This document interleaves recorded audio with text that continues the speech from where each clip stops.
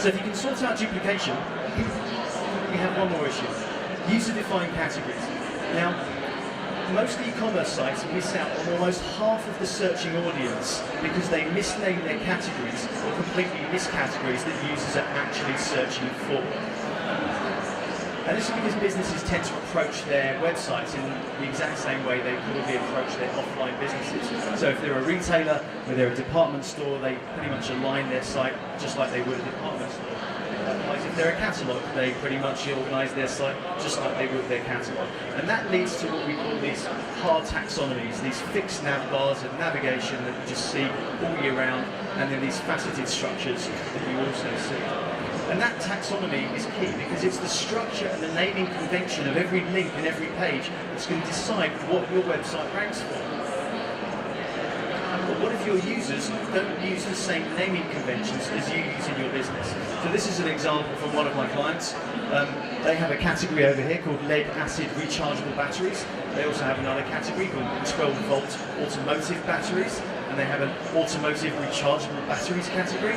But users don't actually search on Google for those particular phrases. What they search for is car battery, 18,000 times a month.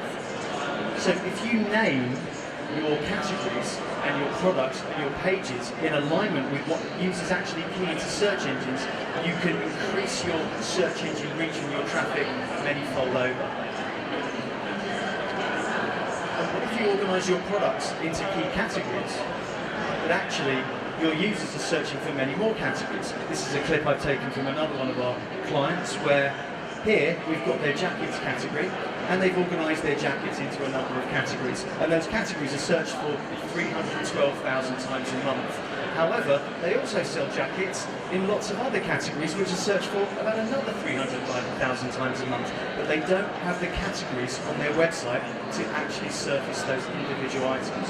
So they might have 40 gilets, but they don't have a gilet page. So by not exposing your products and grouping them in this particular way, you miss out on half of the searching audience for your individual products. And it's no accident that the sites that are most visible to the search engines have navigation and taxonomy that is very, very closely aligned with what users are actually searching for.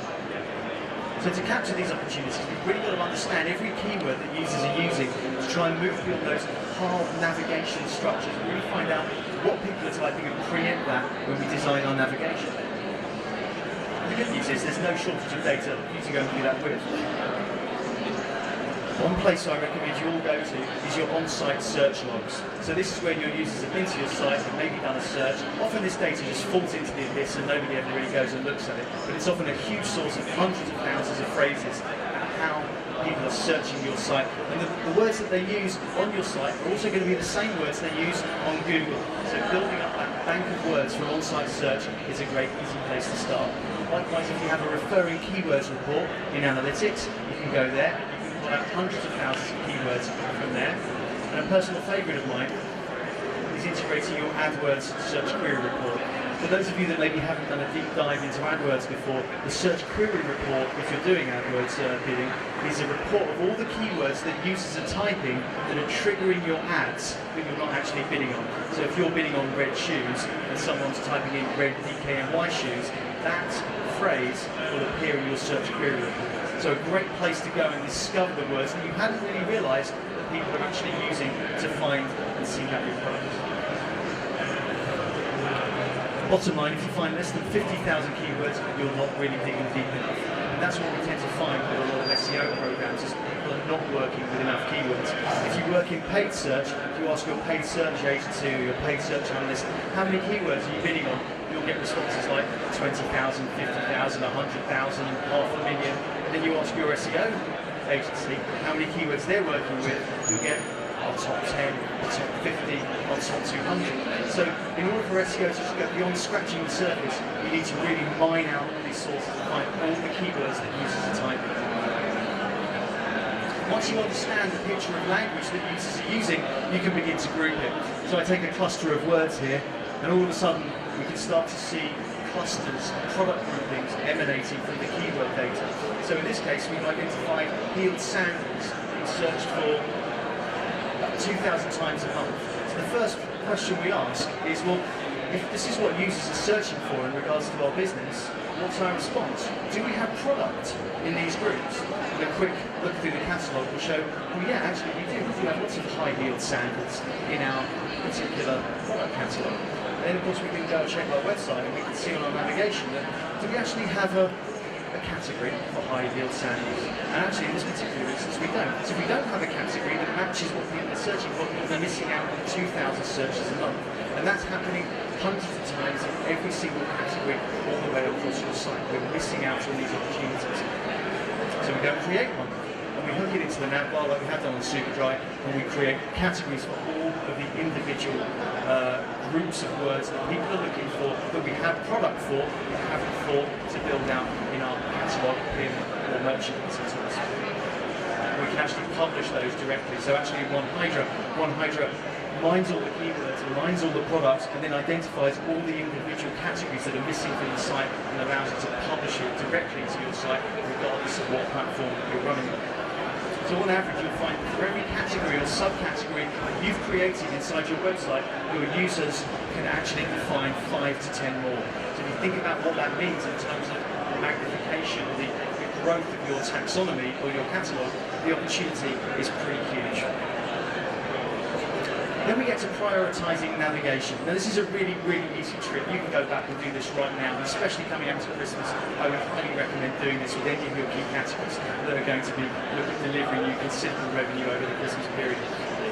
Demand varies throughout the year for every single product and category. So I've taken 2 shoes here. There's a bit of a ladies' shoe thing going on here, which I'm now starting to think is probably worrying me slightly. But actually, if you look at knee-high boots and gladiator sandals, over the course of the year, no surprise to you, that gladiator sandals has a bit of a peak in the summer and a trough in the autumn and winter, and it's a complete vice versa for knee-high boots. So as a general rule with SEO, the higher up a page sits in your navigation, as in 1 click away from the homepage, 2 clicks away from the homepage, 3 clicks away from the homepage, the better it's going to rank. Okay? So the pages that can make you the most amount of money should be the closest to your homepage in terms of click distance in your navigational menus. We call this demand-driven hierarchy. And a demand-driven hierarchy is basically the pages that can attract more traffic, convert better, at higher price points at the current point in time should be promoted up the navigational hierarchy so they're more prominent, more visible, gain more page rank, and as Alan Sugar might say, you're smelling what's selling, and you can rank more for what you can sell more and generate more money from. So I'll give you an example here. I've taken this from an actual retailer. We've got the click path down to gladiator sandals and knee-high boots. So we go from women's to shoes, boots to knee-high, and sandals to gladiators. That's 1, 2, 3 clicks away from the women's category page. Now, based on our seasonal patterns, we should go and vary that architecture throughout the year. So during the months of September to January, we should actually be putting the knee-high boots all the way up to the women's category page, or maybe even the homepage navigation, so we can rank better at a time where there is more demand for that particular product. And as we move out of September to January, we move into the spring and the summer periods, Fed till August, we can actually take that link off, change our merchandising strategy, and promote the gladiator sandals. Now, this is a very, very difficult thing to do if you're a retailer and you have hundreds of thousands of products and categories, because it means you're in a constant state of juggling around your navigation. That's another thing that One Hydra does, is identify what pages can make you the most amount of money at any one point in time and promote them up through the menu system. But you can go do this right now, go back to your office, find the things that can make you the most money, look at your conversion rate stats, look at search volumes, and actually start moving links and pages around your navigational systems, and I guarantee you in 4 weeks you're going to start seeing an uplift for your traffic. So there we go, that's 3 strategies for immediate SEO success that you can implement, and you can get an uplift of 10 to 20% of your SEO traffic if you do these things. That's what we see. Getting rid of duplicate and low value pages, aligning your category structure with what users are actually searching for, and prioritizing products and categories that can make you the most money. Okay? Very complex things to do if you're working inside a big technology or a big e-commerce platform. And if you can generate enough SEO recommendations and work out the quick wins, avoid the shot back, and get them past this guy, you've got every chance of getting every single one of them in. And hopefully you'll be able to do it in time to make a return in a decent window. And of course, until then, there's the 100 platform that can help you. So thank you very much for listening. I'm very happy to take any questions on SEO. Thank you very much. Premature applause. Lovely. And some of the things I've spoken about are in our seasonal SEO opportunities white paper. I've got a few copies on it, USB sticks. If if you want that, just come up and I'll swap it for a business card, and I'll give you a USB stick with our new seasonal SEO white paper on it, and you can actually take some of those ideas back to your offices and implement them as well. So, anyone actually have any questions? There's a question at the back. Yeah. About user-defined categories. I'll come to you. Regarding user-defined categories, you said that if I had to change more than you could think of for every single keyword that you had made or found out yourself or by your CEO, that would tend, I think, to lead to a lot of subcategories that you had to put on your website in your menu structure. Would that be? Is that also what you see in reality? Yes, it is. So we often see this in a lot of businesses where they only have maybe a category level menu structure, and then all the rest of the menus are dealt with by faceting engines like Solar or Threadripper or Endeca.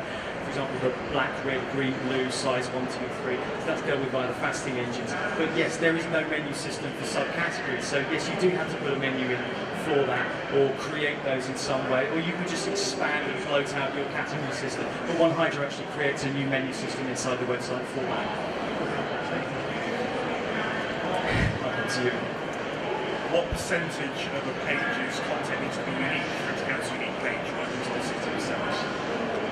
Well, when we actually look at pages, we actually look at the actual products that link off of the page as well, and the actual textual content. Generally, we like to find at least an 80 to 90% content match just to be sure it's a duplicate. Happy to run around if anybody else wants? No? Anyone for any more? Great, we'll call it there. Thank you very much.